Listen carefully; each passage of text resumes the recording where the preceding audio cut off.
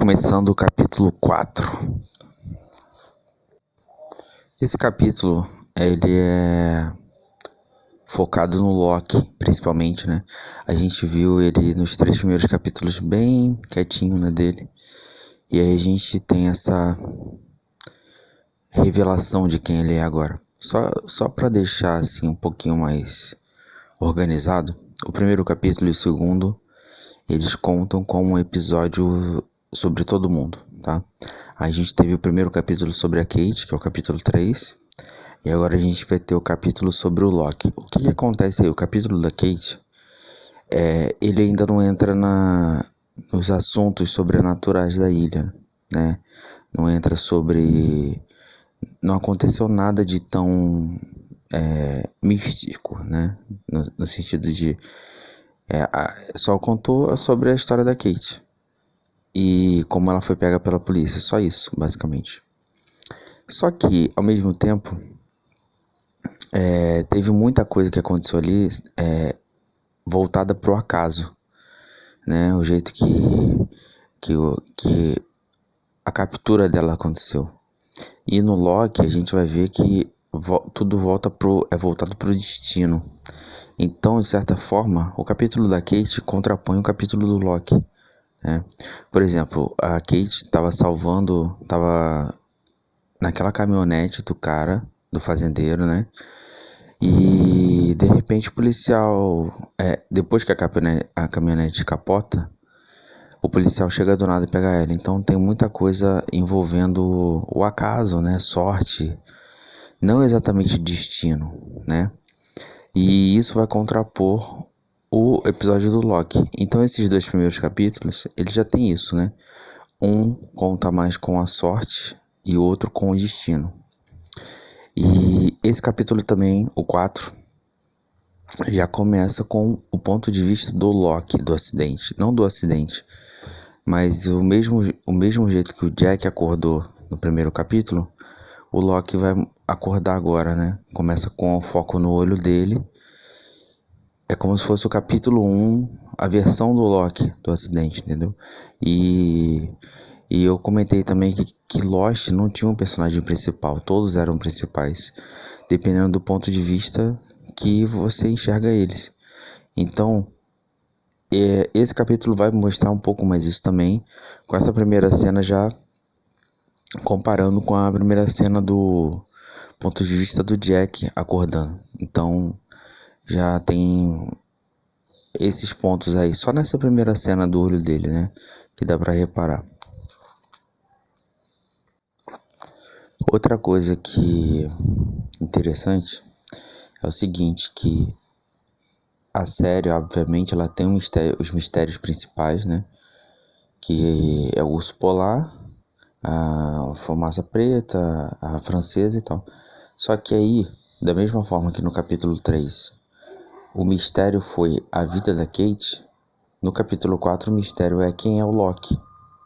Os próprios personagens, eles são mistérios dentro do enredo. Então a série começa mostrando o Loki levantando depois do acidente na areia, maravilhado, e levantando, pegando o tênis e colocando no pé. Só que, no primeiro ponto de vista, não dá a entender que ele já era paralítico, né? Então o episódio ele serve para mostrar que o Loki era paralítico, entendeu? E aí justifica tudo o que aconteceu nos 3 primeiros capítulos, que é ele tá lá agradecendo enquanto a chuva tá caindo, algumas coisas desse tipo. E no final do capítulo a gente vai rever essa cena do acidente dele, sentando e colocando o tênis, percebendo que o pé dele mexeu, né? Então, esse capítulo, digamos assim, ele vai trabalhar sobre quem é o Loki, como se ele fosse um mistério a ser desvendado, né? E aí abre um monte de perguntas também que vão sendo destrinchados, principalmente nas 3 primeiras temporadas, né? Que as 3 primeiras temporadas, elas até o último capítulo da 3ª temporada, esses 3, todas as histórias são destrinchando os mistérios desse começo, de cada personagem. Então aí vai ter por que ele ficou paralítico, todas essas questões, né, envolvendo a Ellen, a história do pai dele com aquele golpe que eles fazem na segunda temporada, que o pai do Loki, também é o mesmo cara que deu golpe no pai do Sawyer e na mãe do Sawyer. Então tudo isso aí vai sendo destrinchado nessas 3 primeiras temporadas. E tudo da vida do Loki começa aqui, nesse capítulo. E também esse começo, ele é revelado pra gente como uma reflexão do Loki, né?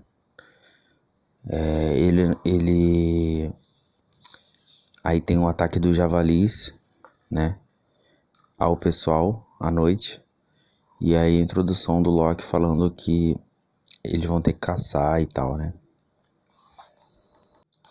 Tem uma coisa interessante também aí no diálogo do Said com o Jack e a Kate e o Charlie, né? Logo depois desse ataque do javali, que ele fala que o Jack quer queimar os corpos das pessoas que morreram.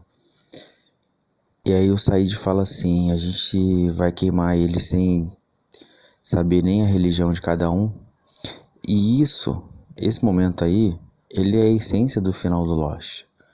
Porque lá no final, na última cena da série mesmo, quando os personagens estão se reencontrando naquela vida após a morte lá,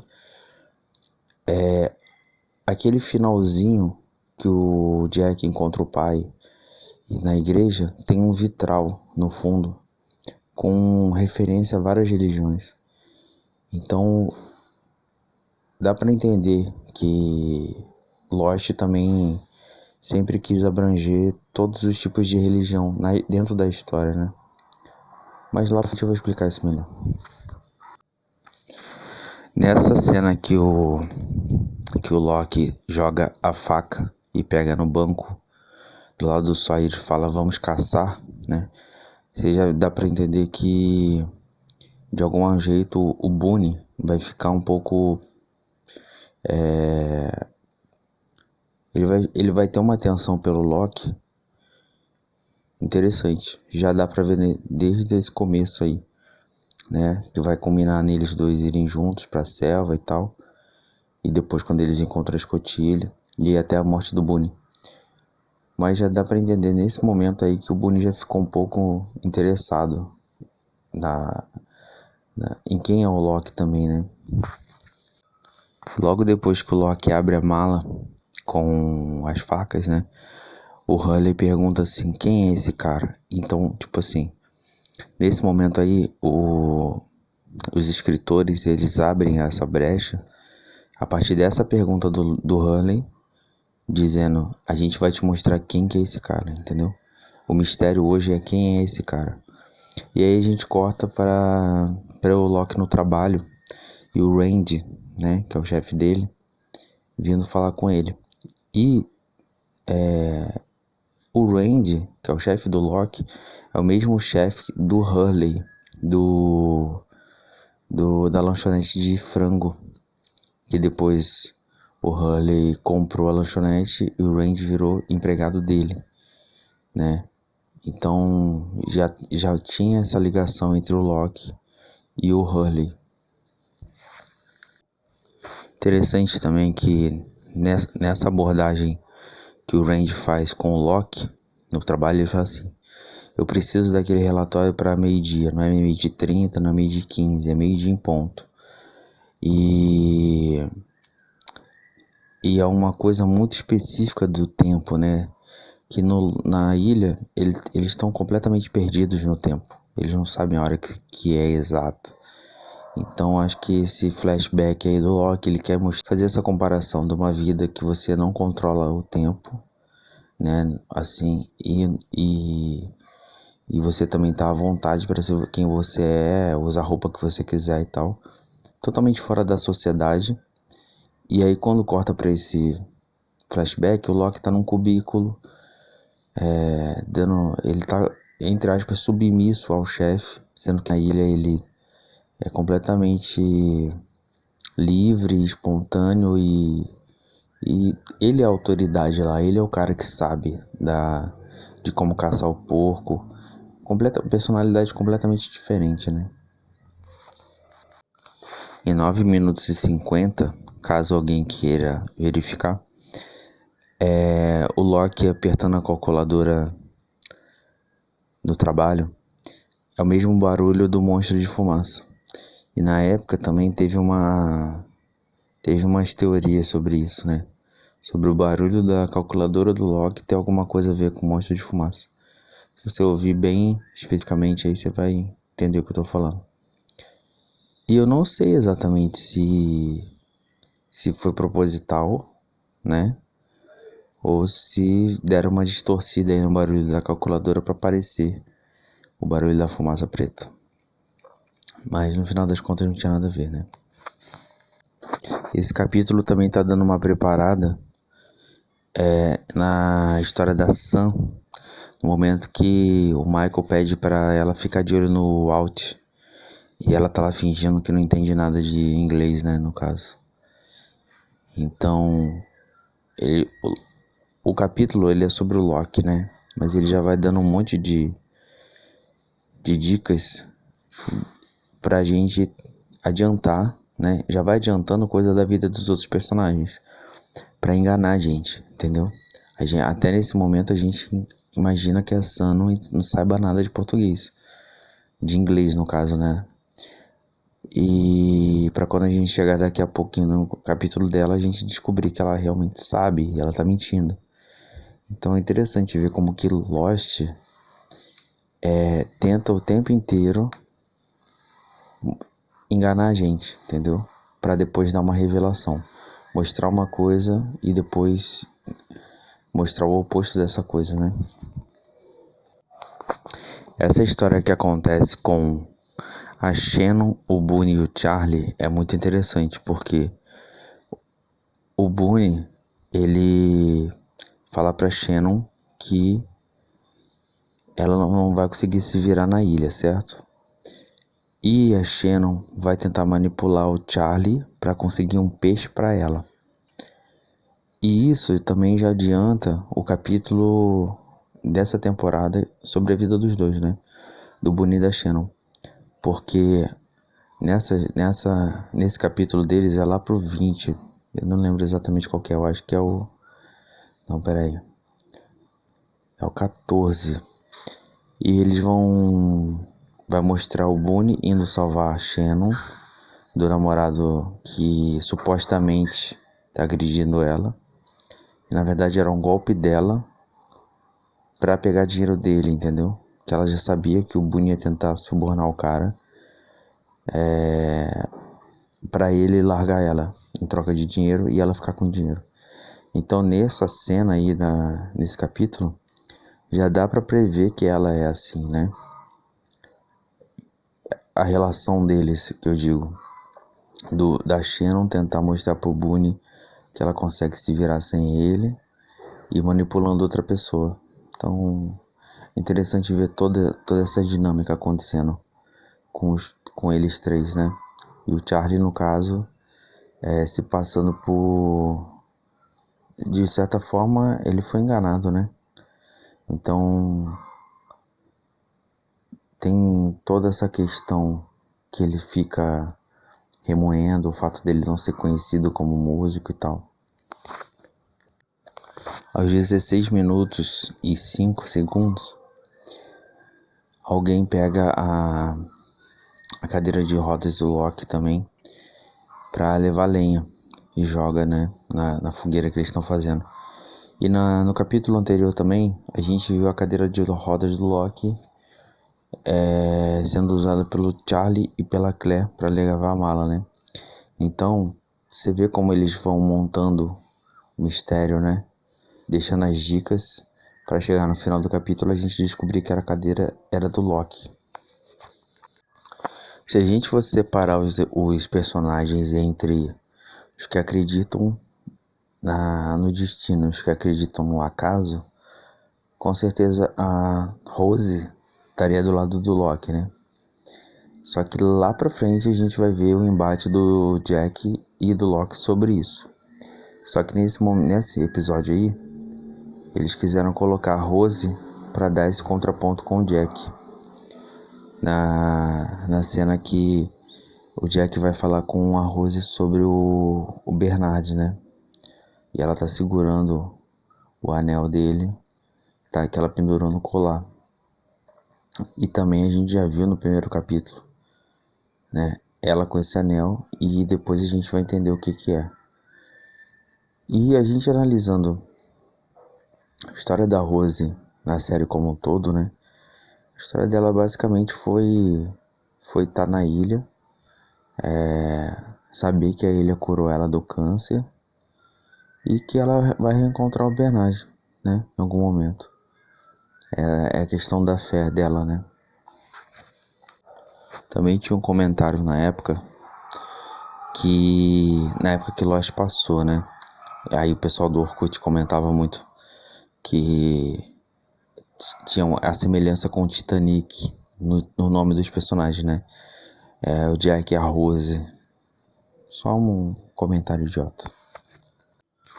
E também no momento que o Locke, a Kate e o Michael vão pra selva, o Michael já tá dando uma adiantada na história dele com o Alt, contando pra Kate, né? Que ele é o pai dele, só que não conviveram porque a mãe dele ficou com a guarda. Aí depois que ele conta isso, ele vira pra Kate e pergunta assim: e você, o que você fazia na Austrália? Só que a gente já sabe, que a gente viu no capítulo anterior, certo? Só que a Kate não conta pro Michael. Então a gente tá sempre vendo os personagens. Só que assim, no primeiro capítulo a gente não sabia que era a Kate a fugitiva. Então a gente teve a resposta e a gente viu o capítulo dela. Então agora a gente vê essa pergunta do Michael, só que a gente já sabe quem é a Kate.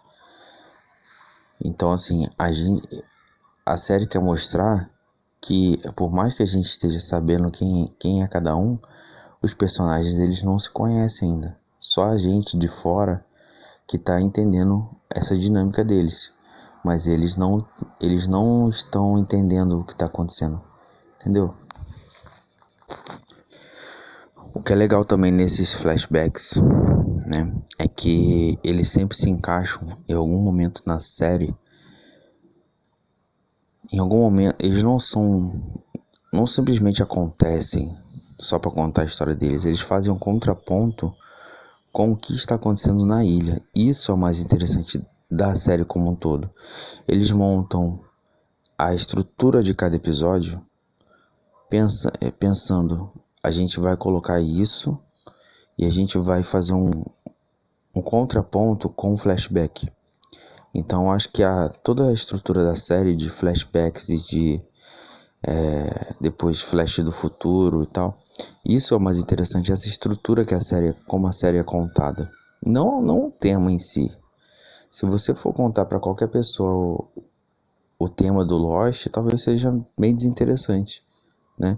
Mas o jeito que a série é contada faz muita diferença. Então, por exemplo, o Locke caiu e aí ele lembra no flashback de alguém falando: levante-se, capitão, entendeu? E isso é interessante, né? Esse contraponto, ele lembra disso exatamente nesse momento. E também nesse flashback explica o título do episódio, que o título do episódio em inglês é Walkabout, certo? Que é como se fosse uma caminhada na selva, uma excursão com uma trilha, que no DVD, que eu tô assistindo pelo DVD, né? Na legenda ele chama dança. Então, só para contextualizar, o título do episódio é citado assim, é a explicação do título. E também o tempo inteiro nesse episódio tá na cara que o Locke é paralítico, né? Pela conversa que ele tem com o Randy, quando ele fala que ele quer ter uma conexão com a natureza e tal. E ele cita já a história de um cara que perdeu as 2 pernas e mesmo assim escalou o Everest. E o Loki tá sentado o tempo inteiro, a gente não tá vendo ele inteiro, né? A gente não tá vendo ele da cintura para baixo. Então, enganaram muito bem, né? Além disso, a questão do destino, né? Que o Loki fala a primeira vez ali. E não me diga o que eu não posso fazer. Então, esse episódio eu acredito que ele seja para mostrar a personalidade do personagem do Loki, né? A obstinação dele em relação à ilha, e é realmente muito louco. Acho que qualquer um que passasse por uma experiência dessa ficaria um pouco acreditando que foi o destino mesmo, né? E também já cita a Ellen, que a gente já vai entender a trajetória dela pelos flashbacks, né? Foi uma pessoa que teve com o Loki na recuperação do trauma que o pai dele roubou um rim. E depois, quando o Loki sai da ilha, na 5ª temporada, ele tenta procurar ela e ela já morreu. E depois, na 6ª temporada, a atriz e a personagem retornam para fazer aquela vida após a morte, né? Isso é bem interessante também. O momento que o Loki fala para Kate, não me diga o que eu não posso fazer, que ele tá falando em relação ao porco, né? E a gente acabou de ver o passado dele, ele falando a mesma frase por Randy. Isso é muito interessante, porque a série, ela não precisava chegar nesse ponto de explicar pra gente a origem de uma frase. O que esse flashback tá fazendo? Ele tá explicando pra gente por que o Loki tá falando aquela frase ali. Isso é muito louco, de absurdo. Quando a gente pensa na nossa vida, as coisas que a gente faz, a origem das coisas dos hábitos que a gente tomou na vida, de onde surgiu um comportamento, uma frase que a gente fala, e a gente vê isso na série sendo muito bem explicado. Lost não precisava chegar nesse ponto. Nunca foi uma série sobre uma ilha em si, né? O cenário da série é a ilha, mas a série nunca foi sobre isso. Nunca foi sobre os mistérios principais e tal. Eles existem, eles são legais para contar uma narrativa, né? Mas a série mesmo, se você analisar, por exemplo, esse episódio e o episódio anterior, ela nunca foi sobre esses mistérios da ilha. Eles são mistérios que acontecem para contar uma segunda história maior, né? Uma história maior que isso. Mas essa história de cada personagem é como se Lost falasse assim: eu vou explicar para você a vida de cada personagem aqui, entendeu? E por que eles são assim. E é um pouco isso, né? Se a série não se passasse numa ilha, se passasse numa cidade grande, isso talvez ficasse muito mais evidente. Se não tivesse mistérios da ilha, não tivesse urso polar, não, fosse só uma série sobre o cotidiano e contasse o passado de cada personagem, isso ficaria muito mais evidente. Só que as pessoas se apegaram tanto aos detalhes desses mistérios principais que elas não conseguiram visualizar isso. Que a série nunca foi sobre esses mistérios em si. A série foi sobre esses personagens e o jeito como eles agem e por que eles agem assim. A gente ainda tem um momento cômico do Hurley com o Charlie, né, tentando caçar o peixe para Shannon, para ela tentar impressionar o Boone. E o Hurley cita que ele pescava com o avô dele, né? E a gente vai ver o avô dele depois, né? Só que assim, eu acho interessante que Lost, inclusive na época que passava na Globo, né? Ela passava depois do 24 horas. 24 horas passava, se não me engano, em janeiro e Lost em fevereiro. E o 24 horas perto do Lost parecia tão básico por ser só sobre um personagem, que era o Jack Bauer, né? E no Lost era tudo mais abrangente. Cada episódio era sobre um personagem. Eu nem sei se tem alguma série que seja desse nível de ter essa grande quantidade de personagens e a vida de cada um especificamente, né? Porque, por exemplo, o capítulo anterior da Kate ela dava a impressão que a série dava a impressão que seria uma série de ação, né? E já esse capítulo não, ele já dá uma série de ser já dá a impressão de ser uma série reflexiva, né? Cheio de detalhes sobrenaturais, né? Assim, místico, né? Até espiritual. Então, Lost não tem como você dizer o que é um gênero específico, ele passa por todos os gêneros. Também tem a carta da Nadia, que a Claire entrega pro Sayid, né, que a gente depois vai saber a história dos dois também. Quem que é a mulher da carta.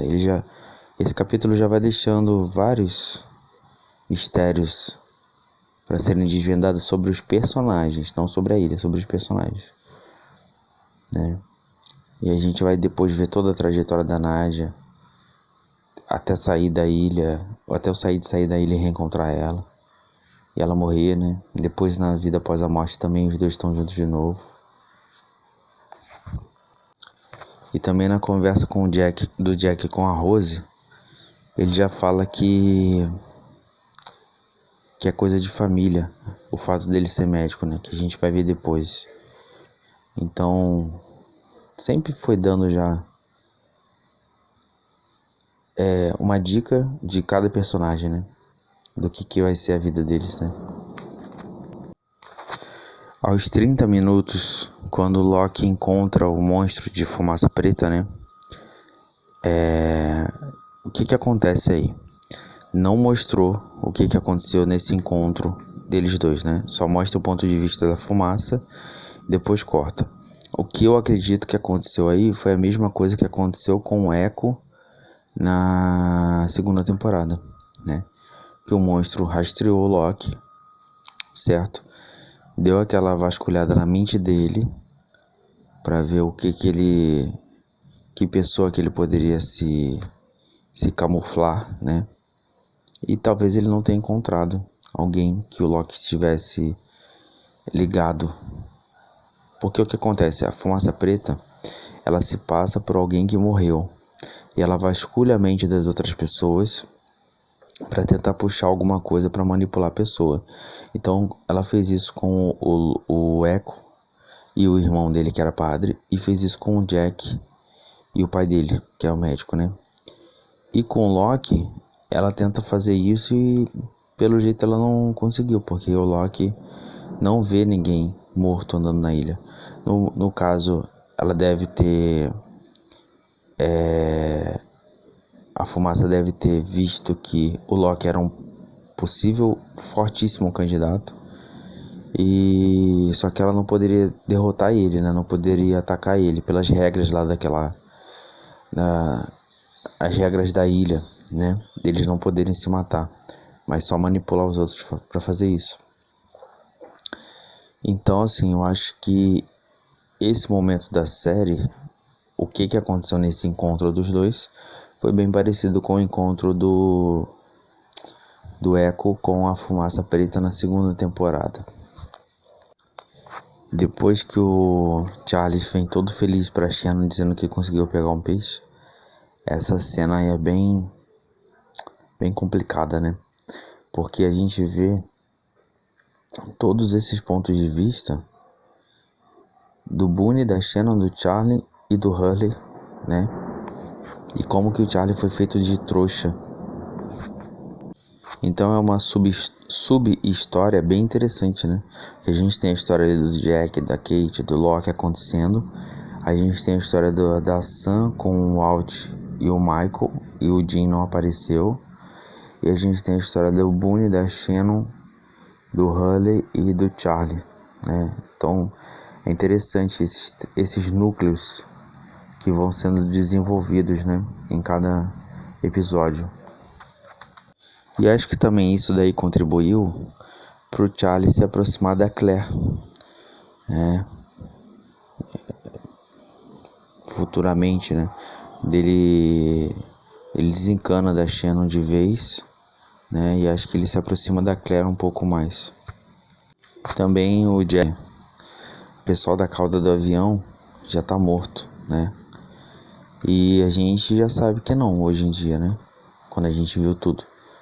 Mas nesse começo aí, você vê que a série quer mostrar que a gente só tá vendo um pedaço da história, só da parte da frente. E eles nem entraram muito na selva, eles estão só na praia, né? E sempre dando a entender, deixando na dúvida se o pessoal realmente morreu da cauda. E logo depois o Jack vê o pai dele, uma cena bem estilo Michael Myers do Halloween, né? Que o pai dele simplesmente some. E a gente já sabe que a fumaça preta se passando por ele, certo? E eu já citei que tem um mobisódio, né? Que é o episódio para celular, que teve uma temporada de 13 capítulos, e o capítulo 13 é sobre o pai do Jack mandando o Vincent acordar ele no começo do primeiro capítulo. Então, o pai do Jack já tava rondando aí. A gente só tá vendo ele agora, mas ele já tava desde o começo. E da mesma forma, o Michael pergunta pro Locke se ele conseguiu ver o monstro entre aspas, né?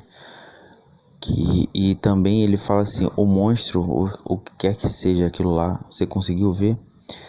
Então o Locke diz que não. Então assim, os mistérios do Lost, a gente vê ele pelo ponto de vista dos personagens. Os próprios personagens estão teorizando sobre o que é, e os próprios personagens estão com dúvidas sobre o que é. E isso que é o interessante, porque a gente entra na viagem deles, o ponto de vista deles, né? Em não saber uma coisa e tentar descobrir o que é essa coisa. No flashback final, que o Locke tá discutindo com um cara da agência de viagem para fazer a tal andança, né? Ele fala que ele é paralítico há 4 anos. Então, se a série está se passando em 2004, que é o ano que a série foi lançada, e é o ano que tá acontecendo a história, então se o Locke tá sem 4 anos, então futuramente, quando a gente vê ele ficando paralítico por conta do pai dele, aquilo ali vai se passar no ano 2000, certo? Então a gente vai criando essa cronologia, né, para se situar na história. Tem um presente e tem um passado de cada personagem cronologicamente. Então é muito louco isso, né? A gente vai abrindo na nossa cabeça várias linhas do tempo de cada personagem. E aí vem a revelação final de que ele era paralítico. E também o motivo pelo qual ele estava no avião é porque o cara da agência colocou ele de volta no avião para devolver o dinheiro, né, que ele gastou. Então, de certa forma, essa temporada também, a primeira temporada, ela é sobre o que cada um dos personagens estava fazendo no avião. O que eles iam fazer. Essa temporada se baseia nisso. Quem são eles e por que eles estavam no avião. E o Locke repetindo várias vezes que é o destino dele tá naquela excursão, né? E logo depois ele tá na ilha andando. E o que ele tem que fazer lá? Ele tem que cumprir exatamente. Acontece exatamente o que ele iria fazer nessa andança. Então, obviamente que ele acredita no destino de todas as formas, né? Ele tá há anos se preparando para fazer essa excursão. Ele é impedido, ele volta para a ilha. E na ilha ele tem a questão de sobrevivência, que ele tem que fazer isso lá. Ele tem que caçar o javali. Então ele acredita que tudo faz parte do destino dele, né? Ele repete várias vezes, não me diga o que eu não posso fazer. Então assim, essa frase já foi dita pro Randy, foi dita pra Kate na ilha e já foi dita também pra esse cara da excursão. Então, mas assim, contextualizando, né, o poder dessa frase pro Locke. E aí a gente vê de novo no finalzinho do capítulo, continuando aquela cena do começo, certo? Do Loki abrindo o olho depois do acidente. Só que agora a gente tem o poder de ver com outros olhos depois que a gente sabe por que ele estava tão impressionado com o pé dele estar mexendo. Então é muito legal isso, né? O jeito que Lost constrói os mistérios, traz a revelação e depois a gente revê esses mistérios e entende. E aí também encaixa com a cena do Jack chamando ele para ajudar, que a gente viu tão rapidamente lá no primeiro capítulo que ele parecia um figurante na história. E a gente agora vê do ponto de vista, né, do Jack chamando ele.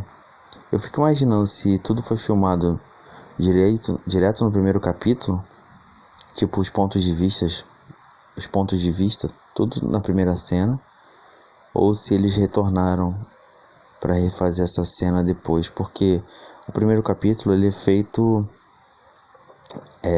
um processo diferente, né?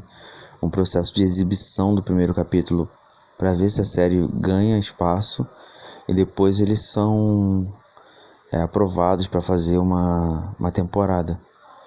Então, quando eles voltam nessa cena do avião de novo, com o Jack de novo, eu não sei se eles refizeram todo o cenário do acidente para incluir esse momento ou se eles já tinham ideia lá no primeiro capítulo. Mas de qualquer jeito é sensacional. Isso só prova a qualidade da série, né? Deles querendo fazer uma história tão complexa que a gente nunca sabe o que realmente aconteceu. Eles voltam em momentos que a gente acha que já sabe para explicar algumas coisas. E para finalizar, o foco na cadeira de rodas, né? E agora a gente já sabendo que era do Loki, o Loki só dá aquele sorrisinho. E eu já falei que todo capítulo termina já com uma introdução no próximo, né? Uma introdução, assim, uma ligação. E nesse capítulo é o pai do Jack, que já apareceu 2 vezes para ele. E o Jack estava meio reflexivo num canto, no momento do funeral ali, da cremação dos corpos, que vai linkar exatamente com o próximo capítulo, que é sobre a vida do Jack. E é isso.